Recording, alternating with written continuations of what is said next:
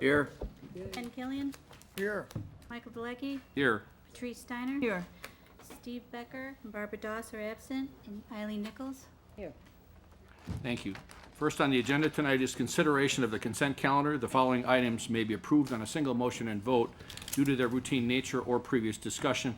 Please indicate if you prefer separate discussion and action. Item A is the minutes of the August 28, 2012 council meeting. B is payment of bills. C is the financial statement for August. D is appointments to boards and commissions. And tonight, we need to reconstitute the Community Safe Routes Committee. And so to do that, I'm appointing Eileen Nichols as the council rep, Christina Fields, Cindy Tang, Tim Ingram, Don Shaw, Tricia Ryder, and Rand Atkinson. Item E is licenses, 1 and or 2 year operators licenses for premises licensed to traffic and fermented malt beverages and intoxicating liquors. Is there any item on which you would prefer separate discussion and action? Move it be all in one. Second. A motion is second to approve. All in favor say aye. Aye. Opposed, same sign. Thank you. Motion carries. Item 4 is citizens' comments, observations, and petitions, if any. We have none tonight. Item 5 is reports. A is committee reports, library board.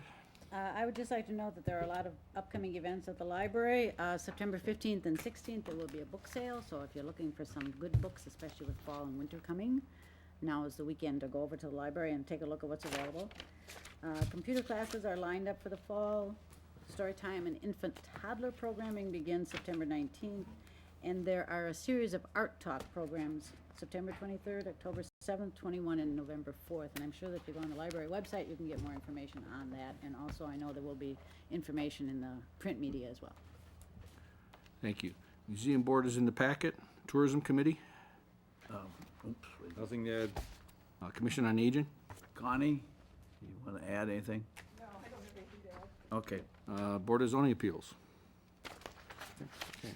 Other reports in the packet are the airport financial statement for August, the water and sewer revenue and expense report for August, the city attorney itemized statement for August, a variety of department progress reports, and the 2011 single audit report. Is there any item there on which you'd like to ask questions or make comments? All right, we're flying through this. We're down to action already. We might be out of here about 7:07 the way this is going. Item A under action tonight is Resolution 12-26, approving bond issuance for Roundtree Commons. Do we have a brief staff commentary on that? The City of Platteville and the Platteville Redevelopment Authority have been working with the UW Platteville Real Estate Foundation on the financing of the new residence hall, Roundtree Commons. This particular bond issue would, the city and the RDA would act as a conduit to provide the funding to to the Real Estate Foundation. The total on the bond is $26 million. One bond of $25 million and another one of $1 million. And these funds would be used to help the Real Estate Foundation purchase the building from, or pay for the building from their contractor. This bond would not have any significant liability for the city. Basically, we are serving as a conduit in which the funding simply goes through us and to the provider. The UW Real Estate Foundation would then owe the money to the bond holders, and the city would not be in the equation. So we don't borrow any money, we don't owe any money. Right. That's the best way to do it. Any questions for Larry? I will tell you that Rebecca Speckart is here if you have any additional questions. I was very general in my comments, and she can certainly get more specific if you have other questions. Okay, any questions for Larry? Bill Colster has indicated he'd like to speak. So Bill, if you'd state your name and local address, please. Bill Colster, 975 Highbury Circle, Platteville, Wisconsin. I would ask that the board consider this this resolution favorably. I know the last time we were here, you had a couple of questions that unfortunately I could not answer personally, but I have brought Miss Linda Templin from the Bond Council to be with us this evening, and if you want to get further information on those two questions, she'll be more than happy to answer your questions. Do you have any questions? Apparently there are none. Well, I think it was Barb asking. Okay. Well, at this point, is there any discussion? or perhaps a motion? Motion to approve resolution 1226. Second. A motion and a second to approve that resolution. Is there any other discussion? I had a question. Sure. My question is for Bill. I heard a rumor that the developer was gonna develop more land up on Hickory Street. So I'm just asking you if there's any truth to the rumor, or whether the developer is completely done.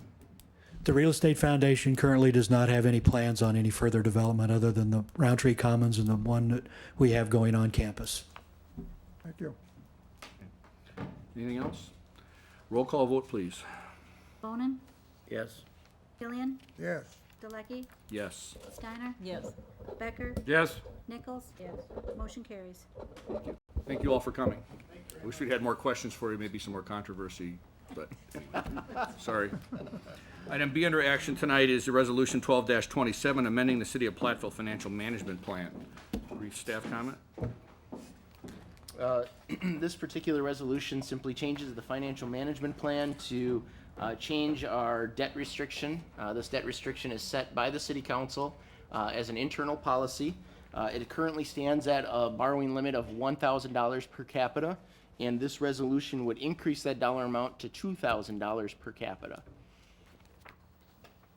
We have been exceeding our existing internal policy for the last probably 5 or 6 years, and it makes sense for us to update our plan to reflect our current debt loads.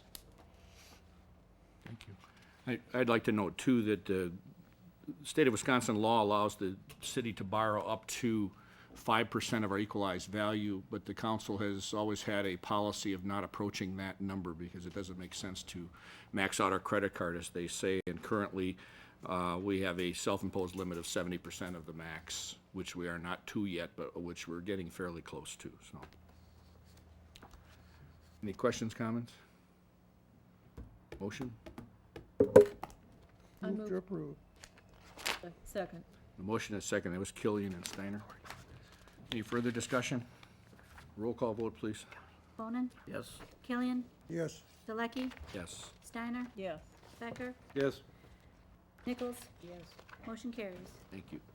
Item C tonight, under action, is the Grant County Highway Construction Aids. I can do this one. Every year we give them $2,000. Later, they give us $4,000 back. Yep. Is there any bigger no-brainer than that? Motion approved. Second. The motion is second. Is there any discussion? Roll call vote, please. Bonin, Yes. Killian, Yes. Delecky, Yes. Steiner, Yes. Becker, Yes. Nichols. Yes. Motion carries. Item 4 is the 2013 to 2017 Capital Improvement Plan, the CIP. Do we have a staff comment on that? Yes, at our last 2 meetings, we went over the CIP in work session format.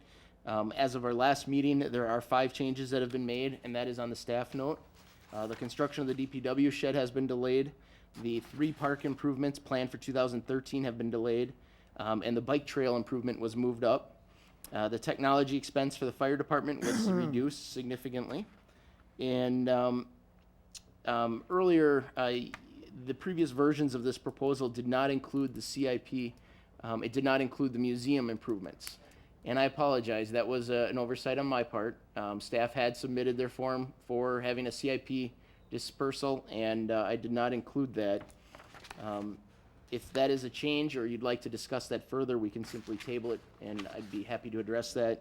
And then number 5, the total water and sewer number was modified slightly because of a formula calculation.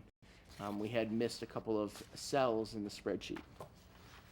So staff recommends that the city council review the changes and consider the 2013 CIP. So the only increase in the change in the museum was adding in the exterior maintenance for 15,000? That's correct. And that's been an annual expense that's been Right. ongoing. Right, Okay. right. So where are we with streets then, Larry? Broadway, Stonebridge, Evergreen, And 4th. and 4th? Okay. Yep, that is Evergreen correct. is contingent on getting the grant. That's correct. Assuming we get half of that on Evergreen funded by the state, that street will be constructed only if we get the grant. Cool. Looks to me like it represents pretty much what we talked about.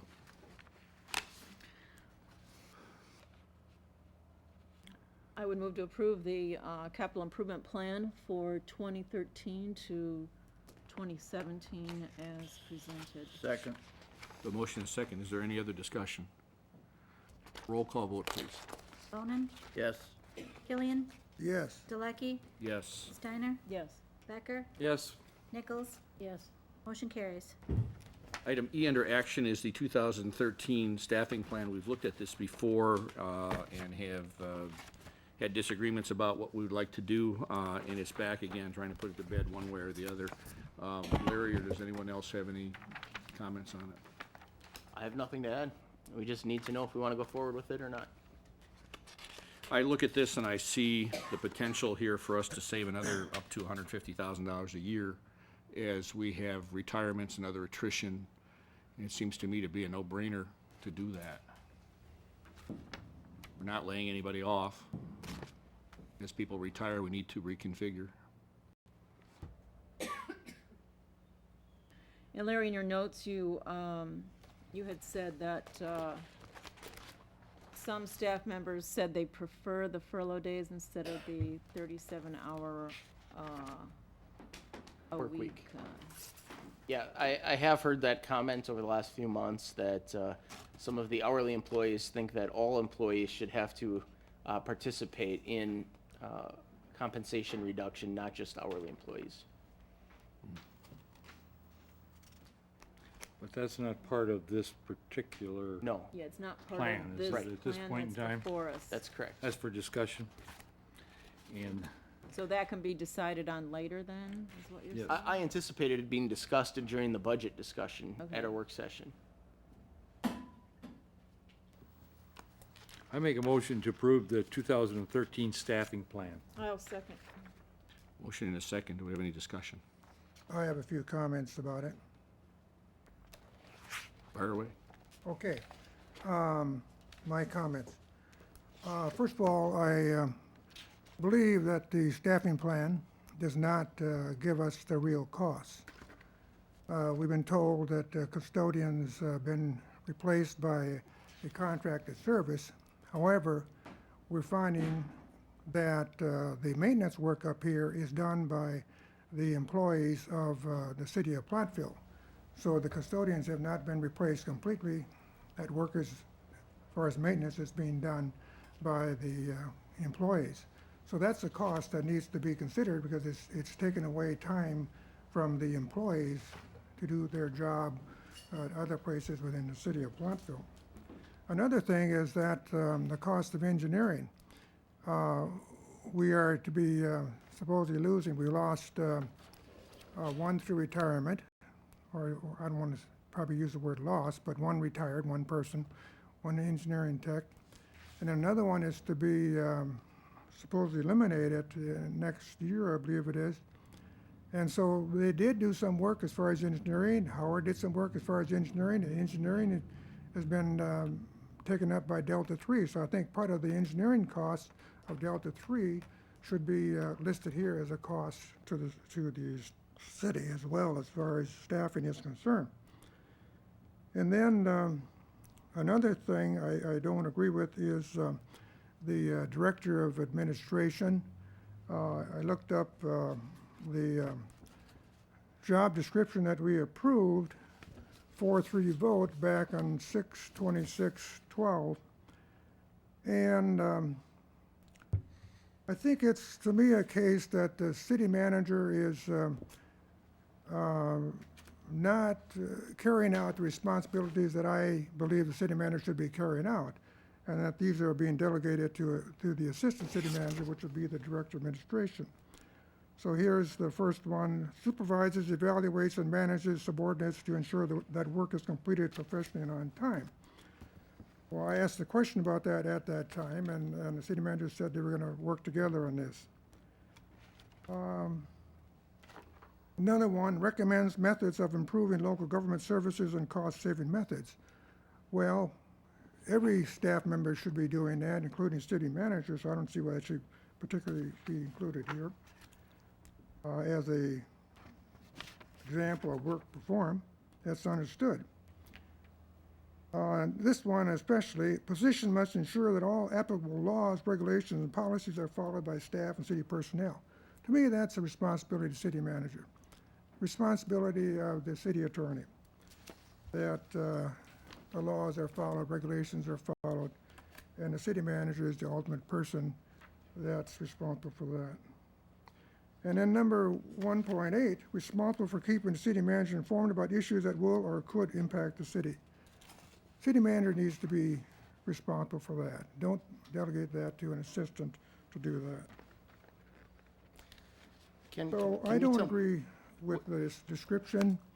I don't think the director of administration is a necessary position. I think there should be some time allocated, like on a floating scale or flex type of thing, for use as assistant city manager, but not a whole position as put forth here. And also, as far as positions, part of these positions are going to water and sewer, and that's still a cost to the city. That's not a savings. And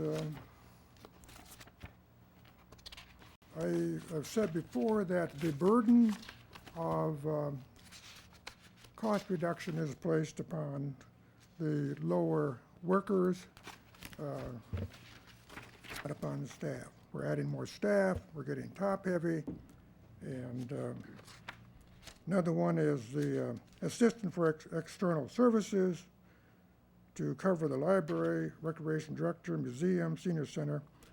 Those people in those groups, library, rec director, museum, are functioning well with their boards and committees. Why do we need a head over the top of them? The staffing plan is too flawed, too top-heavy, and puts a burden on the lower workers. I'm not in favor of it.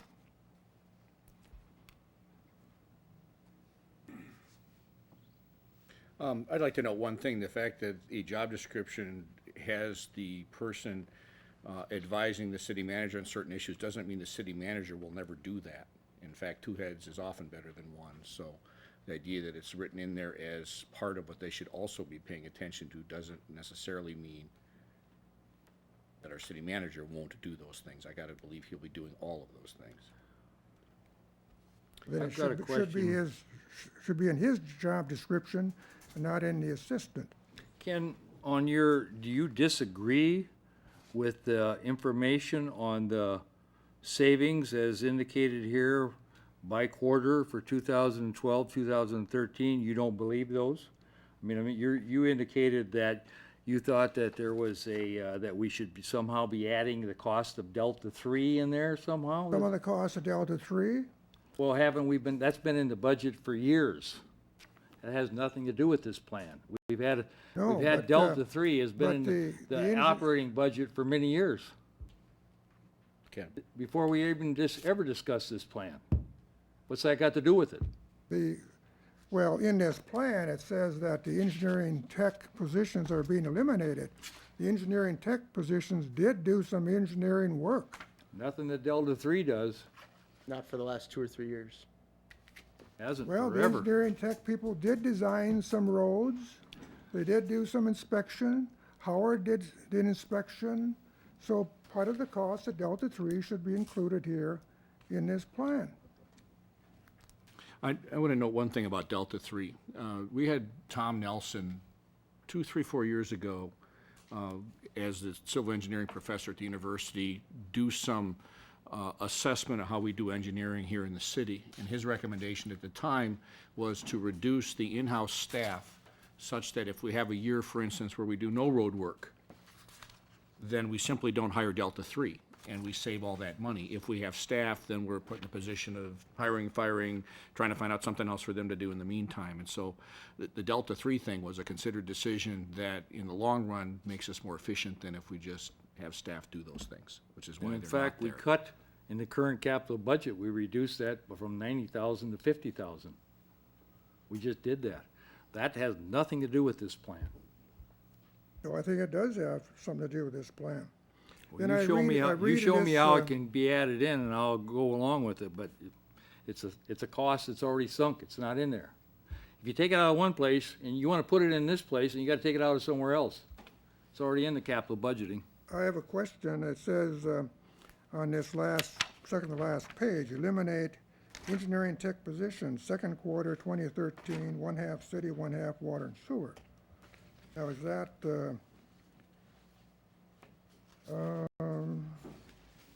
and it says up above, eliminate DPW number 2 position. So where is the engineering tech position going? But as far as person-wise, second quarter 2013, where's that person going? The engineering technician is a position with the city of Platteville. This is a plan as to what to do when the position becomes vacant. The instruction I have from the city council is that there will be no layoffs and no terminations as a result of this plan. So until that person vacates the position, or until the city council changes their mind, I don't anticipate that position going anywhere. But you have it down here as, That's correct. It is part of the plan Yes. for when that position becomes vacant. as part of the savings.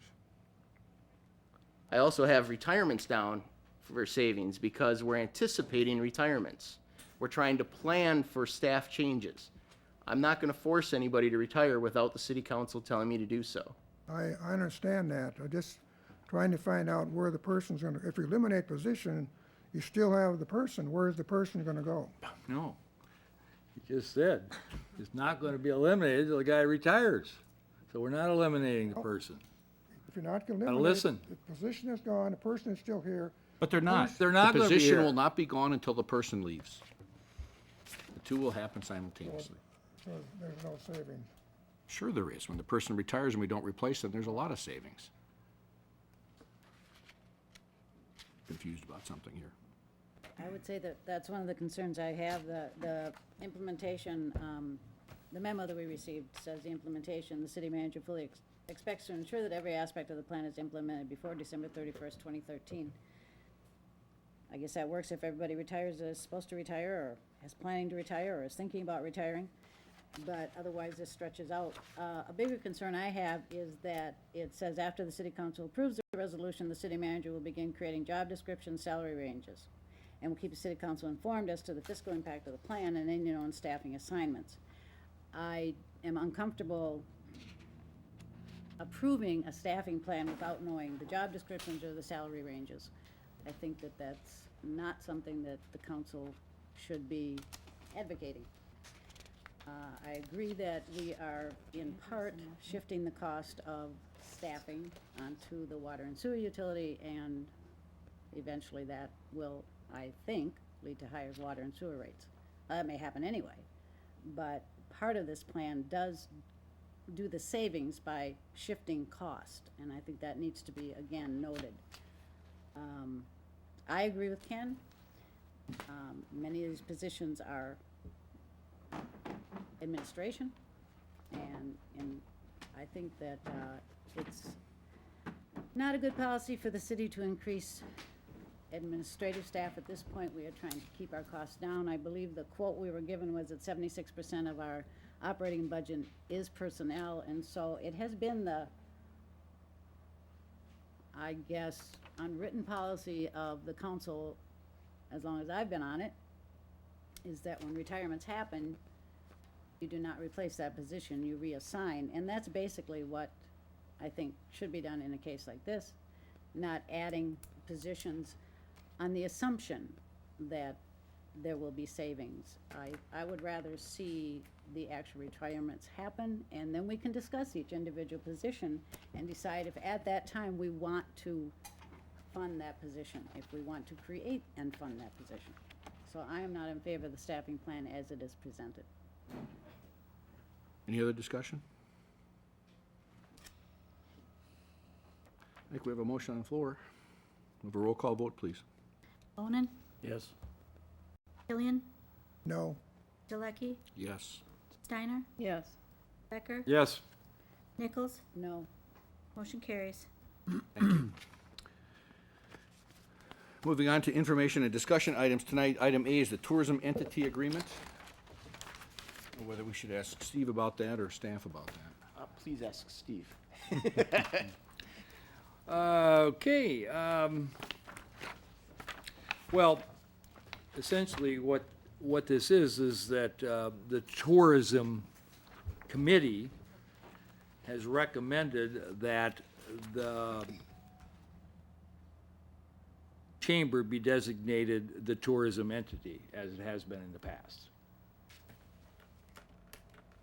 And that's what you have the agreement, and then after they would, if they are so designated, then they would come through with a action plan and a financial information on where they would plan on spending the tourism share of the room tax. I just had a question, on the, it doesn't say 70% of the room taxes anywhere in this agreement. Should that be mentioned? For example, under 3. The Tourism Committee shall review the expenditures to be made by the Bureau under the terms of this agreement, and the Bureau shall be reimbursed for the budgeted costs and expenses incurred by the Bureau in furnishing such services and materials in an amount not to exceed the amount of room tax revenue received, but doesn't really give a percentage.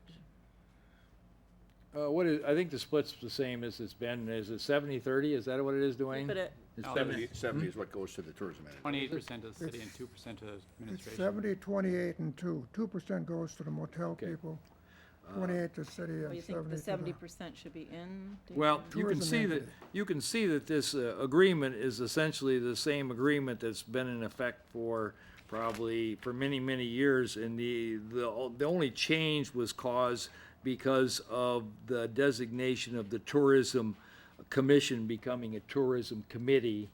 And so that you can see the changes in red is primarily changes in the name. But as far as the, that and also the length of the contract, I think was, or the time that we have for the contract before it has to be renewed was changed from 18 months to 12 months. That's basically the only changes that were made in this contract. That was the only question I It had. hasn't changed. I mean, so we're assumed that it's 70% or whatever the normal proportion is. Okay. My recollection is the 70% is in the state statute. Is that I believe that's Brian? correct. I believe that's right. The only thing about that, I think it's 70%, but I'm not sure if it has to go to a single entity or not. It doesn't have to. I don't know if it And, does. I mean, that's what we've always done, and maybe we want to say that This that's is a- what we're going to This do. is a recommendation from the commission to the city council that the chamber be designated as the, Tourism entity. as the tourism entity as they have been in the past. It looks fine to me. Yep. Any other comments or questions on that? I guess just going back to Patrice's question about the 70%, number 3 says the Bureau, and I'm not sure why it's been changed to the Bureau, but that's what it's called instead of the tourism entity or whatever it was called before. The Bureau is responsible for preparing a tourism budget, which is then presented to the Tourism Committee, and then for their review and recommendation, and then it is sent to the City Council for approval. Is that right? That's the way I That's- understand it will okay. happen now. So, again, I think for clarification, I think that there should be something in there about no more than 70% of the I would, tax I would agree. dollars collected, because here it says shall review the expenditures, and the Bureau shall be reimbursed for the budgeted costs and expenses. Now, if the budget, I guess, goes over the 70%, then I would think that could Should we have the almost- city attorney look at that?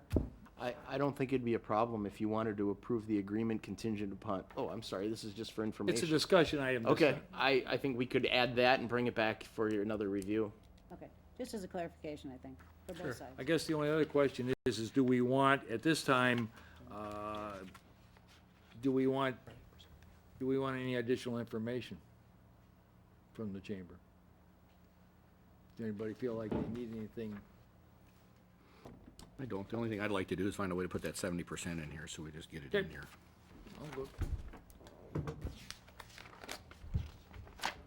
We could just put a number 3 under that first section that says, You'll put it together. put a number 3 in there. Anything else? Deb, did you want to say anything? Deb's here. Okay. Okay, next on the agenda, under information is a resolution adopting leased parking for downtown spaces. Do we have a staff comment on that? City Council reviewed this for, last month, or excuse me, at our last meeting, and requested that I make several changes. The RDA has been removed from the enforcement and the sale of the permits or the spaces. We still have the same lots. It's still $30 per month. We did, however, change the cycle from a 6-month cycle to a 1 year at your request. And I guess at this point, staff is comfortable, and we're asking you if you have any other changes that you'd like to see. It was suggested at the last meeting, or you briefly talked about the parking lot at the swimming pool and the parking lot. I've heard it thrown out at the Armory. I did not include that or make any changes to this as a result of that discussion, and I wasn't sure if that's anything you wanted added. I guess my thought was, let's try it and see how it goes, and if we want to add those later, we can always add more, but I understood it to be is it 85 slots that were? right now I believe it's 89. 89. I think it was this furnace one, both sides of furnace. Let's see, which lot is that? That's the, Anyway, it's in the 80s. I would agree to just stick with the parking places that were designated and revisit perhaps the swimming pool idea in the Armory later. okay. See, how many are sold. Maybe they won't be sold, but I don't know, it's hard to predict. If there's demand, we can look for other places. If there's a wait list. See if there's any buyers. Yep. And I've talked to my administrative assistant. She's going to manage the leases and cover the sale of the spots. So that'll be a document that she cares for. Any other questions or comments? Mike? I wanted to clarify that we're actually going to be doing permit parking as opposed to leasing. It'll be similar to what we've done in some of these other locations, but there'll be permits, and we're not actually going to be leasing spaces. In my mind, there's a distinction between entering into a lease agreement and simply allowing permit parking for this space. And then we will have to do some work on some ordinances Okay. once you decide what it is you'd like to have done.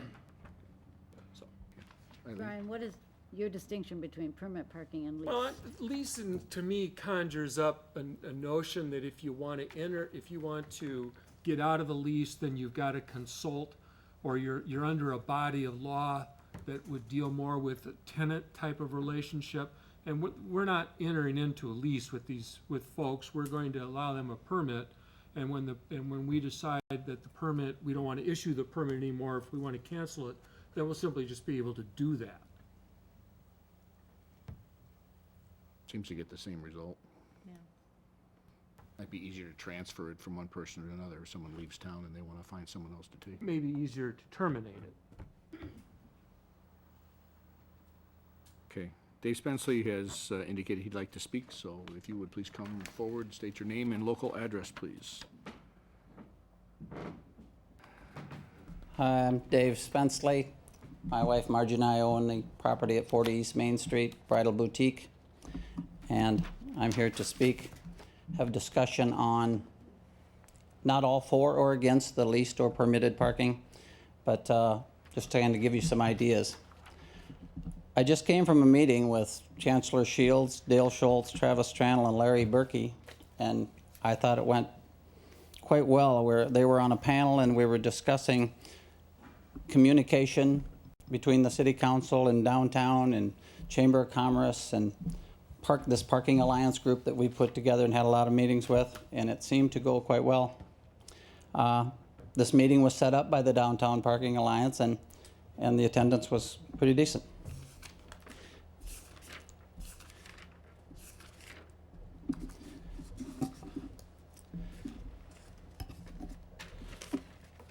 I'm here to discuss what we think as the group would be feasible for downtown lease parking. We'll just call it that for now. We've had a lot of meetings, and some of those with the RDA and many of them on our own. We just want to be heard because good parking is a part of our downtown business, and that's why we care. Jack Kalutke with the Main Street program has been to some of our meetings, and his committee has written a letter that I would like to read and present to you.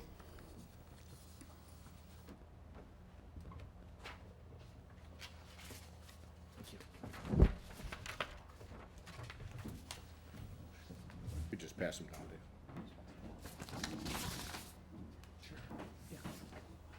Dave.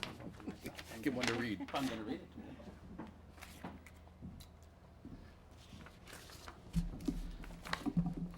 And this was written by Jack and his committee last week. Jack wasn't able to be here tonight.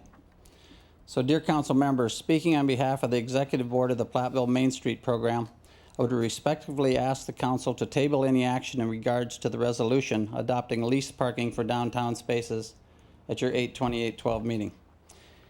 It is our position that more information from the general public and downtown stakeholders should be gathered and presented to the council. This information can be obtained from the distribution of a survey put forth by the RDA as they study the overall downtown parking issue. Once the survey results are tabulated and presented to the council, they could then take action they deem appropriate. We also would ask you to consider designating a lesser number of permitted spots at each of the proposed locations. This would allow for a time of transition for people who cannot afford to pay for a secure space from the start of this new program. The board would hope that during the period of delay in action, the following items could be worked out with the downtown stakeholders. That the business owners, residents, and property owners be given first priority in obtaining permits.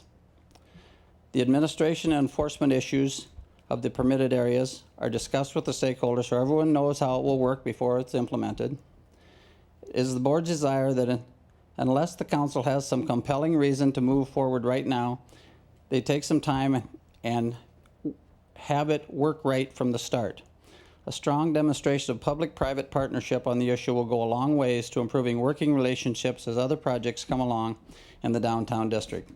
Respectively, Jack Lukey.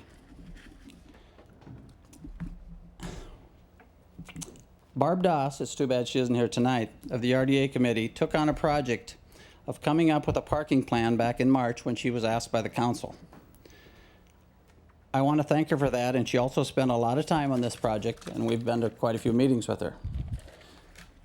The RDA came up with a recommendation to lease out 29 or possibly 36 stalls in the downtown district to residents who live downtown or have a business downtown. It was presented to the council on August 14th, and that very meeting, you told your staff to present a plan to lease out 89 stalls. I thought that was kind of strange, but you told Joe Carroll and Larry Berkey to look forward, and they did that. That is not what the RDA originally recommended to you after you had asked them to come up with a plan. You are not in need of leasing out 89 stalls yet, I don't feel.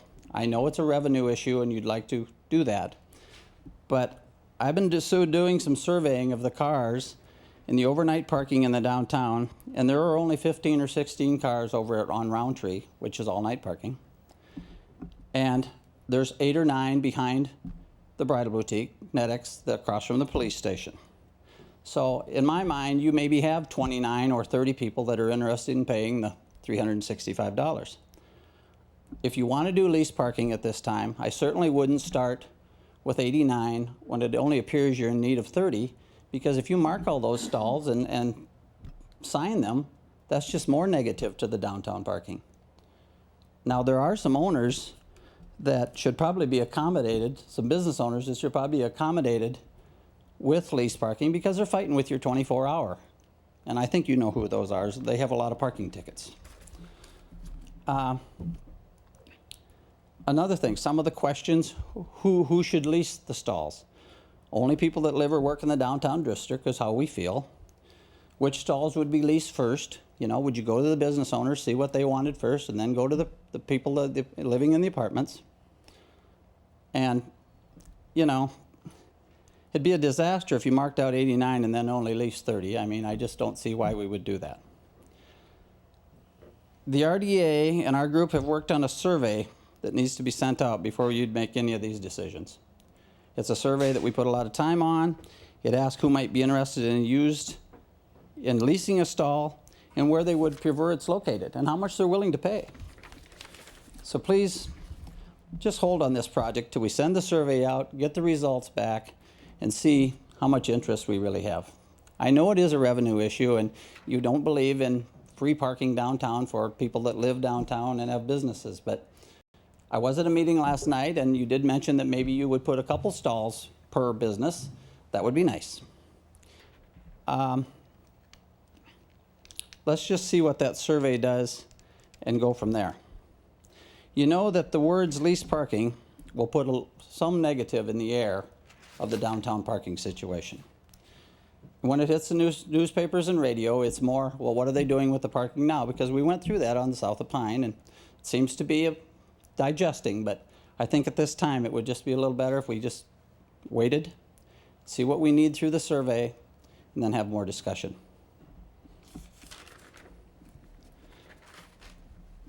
Thank you for your time. Thank you. Wait a minute, don't run off. I'd like to ask a question while he's there. What would you be looking at as far as the timeline on this survey and that? The survey's to go out October something. 20th, I think it was. We waited for the university kids because there's some questions on there for them. Cool. We've had the survey ready. We wanted to send it during the summer, but we looked at it, and RDA and us and we decided that it was better to wait for the college I crowd. guess if it's ready, why would you wait another month before you send it out? Let her go. Why not send it out now? if Let her it's go. ready? Have you seen the survey, Steve? No, I haven't. Okay. Well, there is. I think I saw some of the words on I have it, one copy of it but here is all, you know. but, yeah, I think the thing is to get it into the water bill. So whenever that would fit. Yeah, that's Is what that it's why it's about. October? Yeah, Okay. it says October, Okay. please send by October 20th, yeah, it That's all, says. that's all I want to know. Okay, Anybody? Oh, the water bills come out the first of the, first of the month, so yeah, it would actually, so they would be due Could- by the could- 20th, is that what you're thinking? no. It says please send out, so it should be able to go out by the 1st of October. That's when the water bill goes out. Mm-hmm. Thank you. Any other comments about that? Yeah, I have looked at these lots, at least 3 main ones, a number of times, and I'm of the opinion that we should certainly go ahead with the leasing out of these lots. Now, the ones I looked at, the lot by the post office, that has 26 spots, and that I looked at a number of different times, weekdays, weekends, and generally that lot is filled, except maybe once in a while there's 2 or 3 spaces vacant in that particular lot, so that's 26. Another one is by Roundtree Avenue, that has 26 or 27, and I counted last week, and I thought it'd be a good time to look at it again. There were 26 cars in that particular lot. So to me, the demand is there. And then looking at the Oak Street lot, generally I found that one to be full. Once in a while, 1 or 2 spots were empty. That particular lot contains 11 spaces. And then the other one is the 4th Street lot. I think that has about 11. And that was generally full as well. So what I'm saying is a number of these lots are filled already or close to filling. And I think we could certainly go ahead and turn those into permit parking. And then, to me, it gives a better picture. Well, what's the demand after we turn these into permit parking? What's the demand as far as more spaces needed? And even I've thought about a way to do this as far as getting a little survey is to say, everybody makes out an application as to whether they need parking around Main Street or need parking in general because they're Main Street tenant, employee, or business. And this would be, as I say, a survey. So I believe we should go ahead with this because these lots are already being used, the spaces are already being lost as far as 24-hour parking, and whether those are employees parking there, I doubt it because employees I don't think would be parking overnight. Thank you. Any other comments? I don't have a problem giving the business owners a shot first. I think that makes sense. No matter what we do, we'll have to make some adjustments, so. And certainly, we've been thinking about this issue since, what, February or March, when we first talked about the Bonson Street project, so it isn't something that's a surprise to anyone or shouldn't be, so. Item C under information is signage for Harrison and Sherman Parks, and this would be a request by Alderman Killian to make an adjustment there. You're on. Okay, around Sherman Park and Harrison Park, the signage was changed to no parking 3 a.m. to 6 p.m. And as I point out in my memo, this takes away permit parking overnight. It takes away alternate side street parking. So I'm asking that this be changed. One possibility is the signage would read permit parking or 2-hour parking September 1 to May 14th. That runs together, 2-hour parking September 1 to May 14th. Then the other one is 4-hour parking May 15th to August 31st. So I think that would be a good approach. The 4 hours gives more time during the summer for people that use the park. A lot of the events don't get over in 2 hours, so 4 hours is much better timing. And then in the later months, September to May, 2 hours should be sufficient for most events. And that would also discourage commuter parking and any resident parking from the dorms. So that's my recommendation. I think it makes sense we should do something there. We should at least allow alternate side parking in some fashion. Yes, I'd like to see alternate side parking because it really helps with snow removal, really helps the street department because they can push snow for Harrison Park, they can push it into the park. The other thing about it that I like is during the summer, we're not going to have pressure on parking there. The students in Roundtree Commons aren't going to be there, so there's no reason why we shouldn't relax that during the summertime. We've Well, why changed do the we even- signs twice, and What? I think that last time when we changed the signs, it was Mr. Killian that asked for it, right? You I had motioned. asked for permit parking, parking overnight by permit. That's basically what I was asking for. And then what came out was no parking 3 to 6. And my thing on that was that I thought that was just defining the overnight. Okay. And we had the problem of difficulty with the minutes at the last meeting, and we We lost had the no record minutes of to it, so back up we're not what sure it what we said. really said, so. Anything else on that one? One thing I could say is that before we start printing new signs again, I mean, Lord, why don't we wait a little bit? I don't even see why we're even worrying about what's gonna happen in the summer. I mean, there's no parking problem anyway in the summer. There's no students around there. Why do we wanna worry about having a 4-hour parking rule, May 15th, August 31? Why don't you just let You're just anybody trying to- park there who wants to park there? You're just trying to kill two birds, so we don't have to come back and do it again. I'd say, let's quit buying signs and quit putting anything up for a while. We could have a sale. We're gonna have all these extra signs. We ought to be able to put them up, get maybe $10 a piece for them. They're crazy. Students that actually have a legal way to get a sign in their apartment instead of stealing them, which is what's, Yeah, I shouldn't say that. I'm not going there. Let's start putting them up in the walls and so. I have a the rental houses. property, and I was in it inspecting it this summer, and there's a sign in. I said, where the heck did this come from? Nobody knows, so. found a police officer, gave it back to him, but at least they could get legal signs. I think we should have a to stop doing everything for a while. Okay, stop. Until Don't after vote the on first anything, semester. don't make any changes, don't do anything for like 2 months. Now, we should have parking on every agenda from now until Yeah. forever. I'll go vote no on everything from now on, I don't care. That'd be different from normal. I'm how- gonna vote no. I'm sorry, a little levity here, whatever. Okay, item D, Ken, you wanna go again? Item D is permitted parking signage on Bailey and Roundtree Avenue. Well, Barb is not here tonight. I wanted to ask her the question as to why the signage was removed. We had signage on Bailey Avenue that said permit parking or 2-hour parking 6 a.m. to 6 p.m. And that sign was taken out. That's on Bailey between Mitchell and Pine. And then in front of Roundtree House, I came in and asked, per citizen request, the owners of the house, that sign be moved, but not removed. And that it be moved so it would be beyond the front of the house, be at the intersection. So my question is, why was the signage taken out? Why was this street, Roundtree Avenue on Bailey, why was the signage removed? I spoke against it. There are people living along that street, been there for 30, 40 years.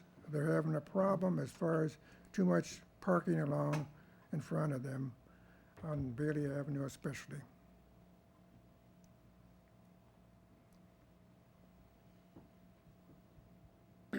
So what do you want there then, Ken? I just on- wanted to have 2-hour original signage, permit or 2-hour parking, 6 to 6.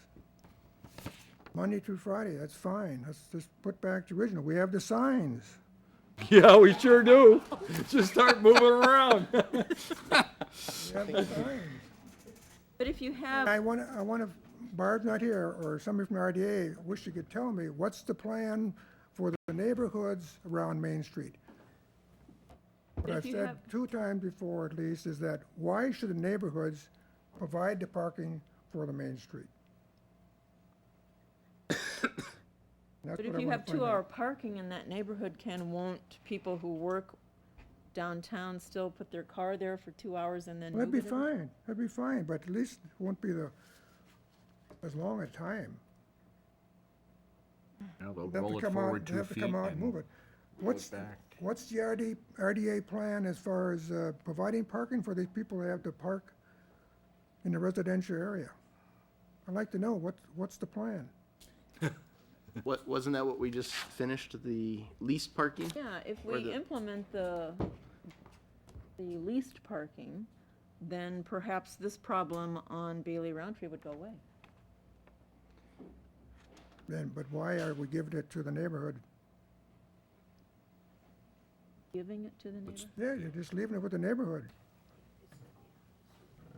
I'm not sure what that means. Well, what it means is that you can't find parking downtown, then you go into the neighborhoods. And then the people in the neighborhoods have a problem. There's too many cars in the neighborhood. But I thought you said that people who work downtown end up parking on Roundtree and Bailey.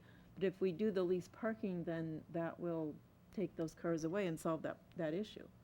Because they'll have, It may Spot to go do to. some. It may do some.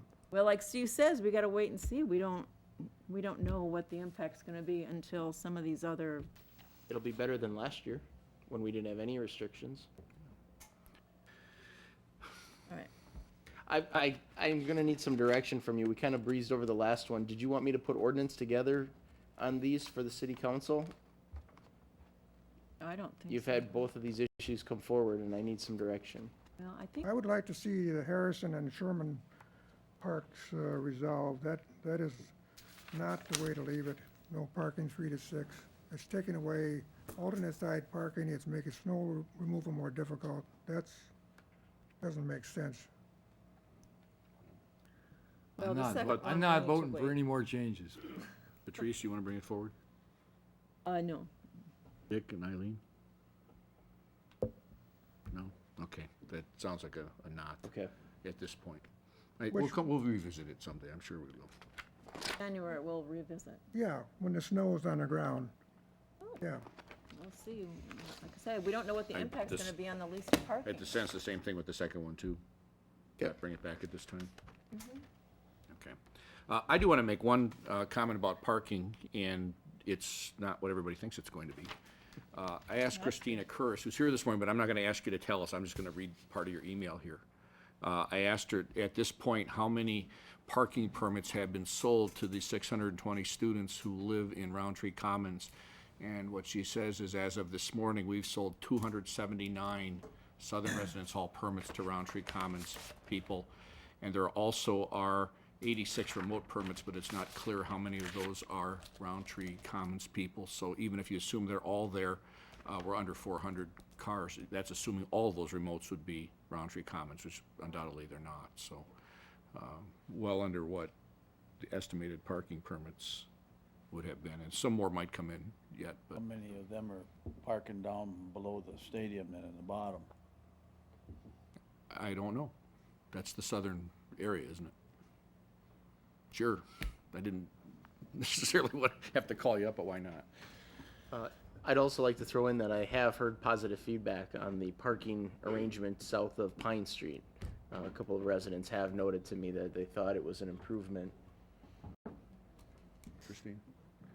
Christina Kirsch from UW Platteville. We haven't done counts yet to know exactly which lots are in, but we've heard that lot 28, which is the low one down by the football stadium, is full. Essentially, lot 24 across from Engineering Hall is pretty full. Lot 7, the ones on J Street and Irene, are not fully utilized yet. And then lot 25 by the field house is not full.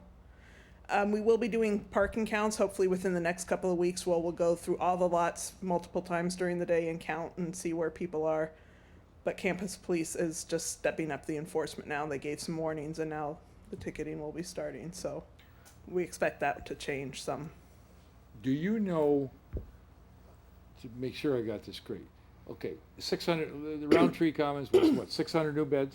620. 620, okay. Of those 620, how many of those people brought a car? We know that we have sold about 280 permits plus some remote permits to them. Just to that, don't- just to that, To the Just to the Roundtree. Roundtree Commons, right? We've been tracking I how guess many what I'm Roundtree trying to get at Commons. is that if you've sold, whatever you said, 480, Less how many? than 400. We had 450 stalls set aside for it. Did the other people bring cars, or did they just not bring cars? I don't know. I mean, they've been doing ticketing near Roundtree Commons on the streets, and I don't think it's been significant, so I don't think they're parking on the I don't either. streets. I was just wondering if you did a survey. When we said, did the survey did they this- bring a car, did they not bring a car? When we did the survey this summer of how many were planning to bring a car, the numbers were a lot lower than we thought. And we anticipated that probably the ones who answered the surveys were the ones who were bringing a car. All the students, the ongoing students, the sophomores who chose to move to Roundtree Commons, they knew the situation. They knew what it looked like. They knew where it was. They knew where their parking was. And so we don't know for sure, but we're thinking that they knew the parking situation when they chose to move there, and maybe they didn't have a car and it didn't bug them that there wasn't parking. If they really wanted parking right next door, they chose a different residence hall. And I want to make a note that I walked down there, I was down there Saturday, and that walkway behind the stadium, blacktopped and lighted, very, very nice. And it's a quick walk down to that lower lot. It's a very nice, they did a really good job putting that in. So far, so good. I have a question. How many spots are used at Piggly Wiggly, did you say? Not that many at this point. Probably, we were there the other day, about 7 or 8 of those remote spots have been used at this point. We think as the shuttle routes get developed more, and there are still permits being sold, but as winter hits and people really want spots to park, if the shuttle is going there, that might pick up. But right now, they just didn't bring a car. The remote option wasn't, they'd rather just not have a car is what it looks like. We don't know.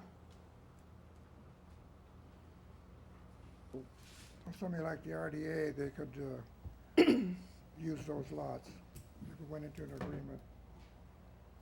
Yeah, maybe they could, make a deal with Piggly Wiggly. It's only 1-year agreement.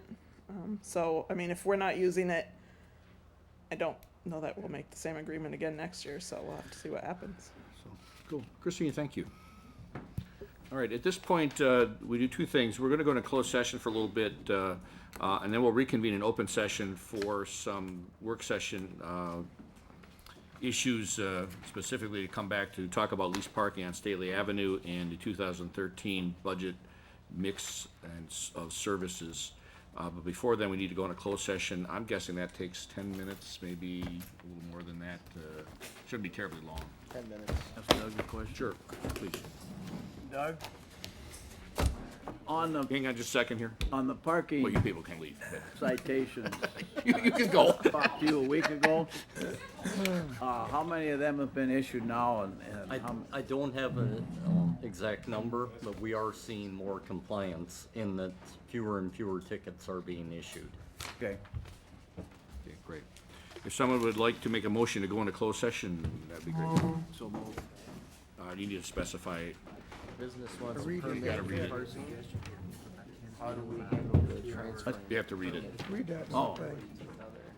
Per Wisconsin statute 1985, conferring with legal counsel for the governmental body who is rendering oral or written advice concerning strategy to be adopted by the body with respect to litigation in which it is or is likely to become involved. Discussion of bidding strategy for September 25th, 2012 foreclosure sale of the Darrell Kallenbach properties. Second. And that's then to reconvene an open session for the work session. Bonin, Yes. There's a roll call vote. Killian, Yes. Delecky, Yes. Steiner, Yes. Becker, and Nichols. Yes. Motion carries. Okay, thank you. We'll take about a 5-minute break and then reconvene in closed session. Well, this exam will not help. So the business is better for you. I agree.